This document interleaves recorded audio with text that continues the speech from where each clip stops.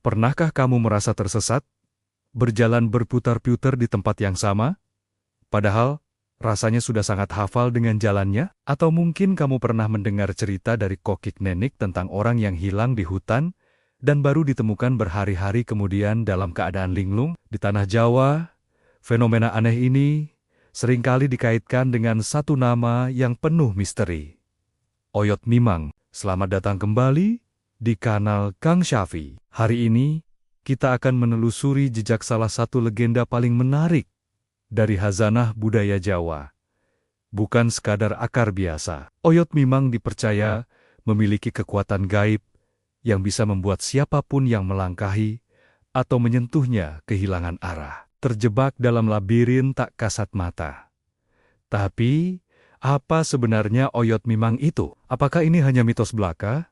Atau ada penjelasan lain di baliknya? Mari kita kupas tuntas bersama. Secara harfiah, Oyot berarti akar, dan Mimang bisa diartikan sebagai bingung, linglung, atau kehilangan orientasi. Jadi, Oyot Mimang adalah akar yang membingungkan. Menurut cerita yang beredar turun-temurun, akar ini bukanlah akar dari pohon sembarangan. Konon, ia berasal dari pohon tertentu yang memiliki energi magis atau dihuni oleh makhluk halus. Bentuknya pun unik, seringkali melingkar atau menyilang secara tidak wajar di atas permukaan tanah, seolah sengaja dipasang sebagai perangkap. Kepercayaan masyarakat Jawa kuno menempatkan Oyot Mimang sebagai benda bertuah, sebuah pusaka alam. Siapapun yang tak sengaja melangkahinya, entah itu di hutan, kebun, atau bahkan pekarangan rumah, dipercaya akan langsung terkena dampaknya. Pandangan mereka menjadi kabur, ingatan mereka akan jalan pulang seolah terhapus. Mereka akan terus berjalan berputar-putar di area yang sama,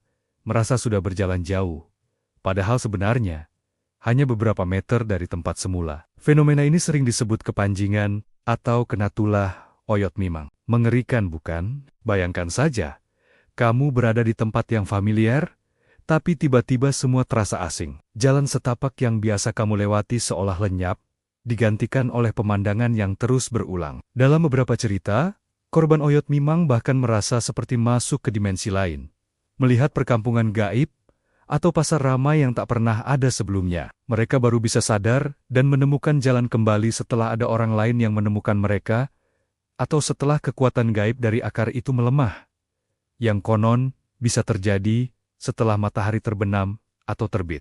Lalu, bagaimana cara menangkal atau melepaskan diri dari jeratan Oyot Mimang?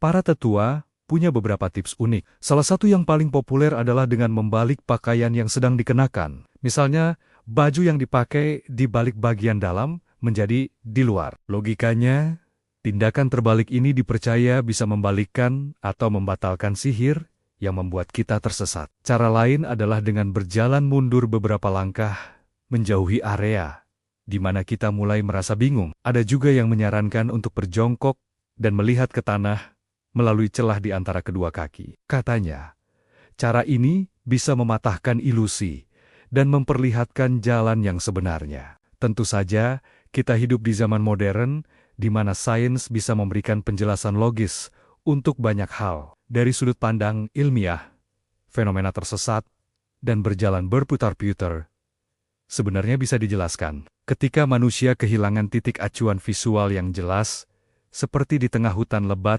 atau saat cuaca berkabut, kita cenderung berjalan melingkar. Ini disebabkan oleh asimetri alami dalam tubuh kita. Mungkin satu kaki kita sedikit lebih panjang atau lebih kuat dari yang lain, yang tanpa sadar membuat langkah kita sedikit berbelok ke satu sisi. Dalam jarak pendek, ini tidak terasa. Tapi setelah berjalan jauh, tanpa penanda, penyimpangan kecil ini akan menumpuk dan akhirnya membentuk jalur melingkar. Selain itu, ada juga faktor psikologis yang disebut disorientasi spasial. Ketika panik, lelah, atau dehidrasi, kemampuan otak kita untuk memproses arah dan peta mental bisa menurun drastis. Hutan lebat dengan pohon-pohon yang terlihat mirip satu sama lain bisa dengan mudah memicu kondisi ini. Kita merasa sudah berjalan lurus, padahal sebenarnya kita hanya mengikuti jalur yang terasa paling mudah, yang seringkali membawa kita kembali ke titik awal. Jadi,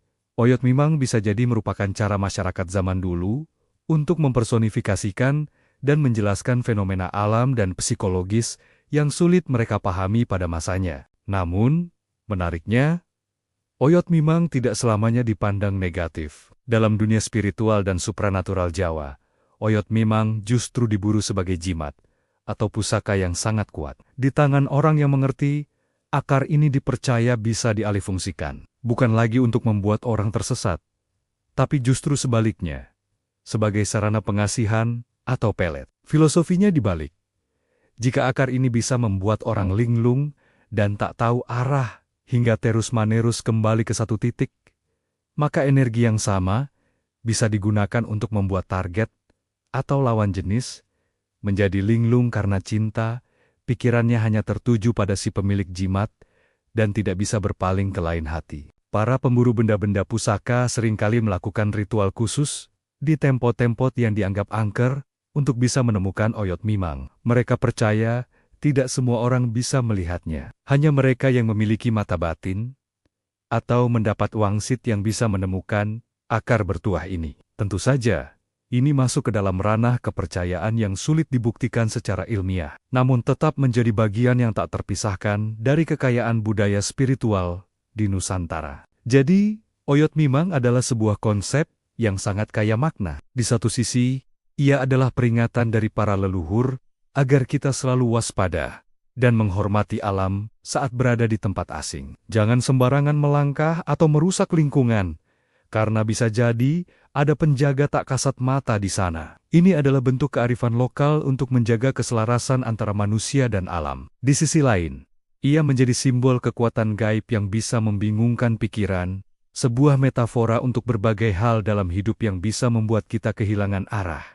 Entah itu cinta buta, ambisi, atau kesesatan lainnya. Kisah Oyot Mimang mengajarkan kita bahwa di balik setiap mitos dan legenda, seringkali tersimpan pelajaran hidup dan penjelasan, baik itu yang bersifat spiritual maupun yang bisa dijelaskan oleh sains. Ini adalah bukti betapa cerdasnya nenek moyang kita dalam mengamati fenomena alam dan mengemasnya dalam sebuah cerita yang mudah diingat dan diwariskan dari generasi ke generasi. Misteri Oyot Mimang mungkin tidak akan pernah terpecahkan sepenuhnya.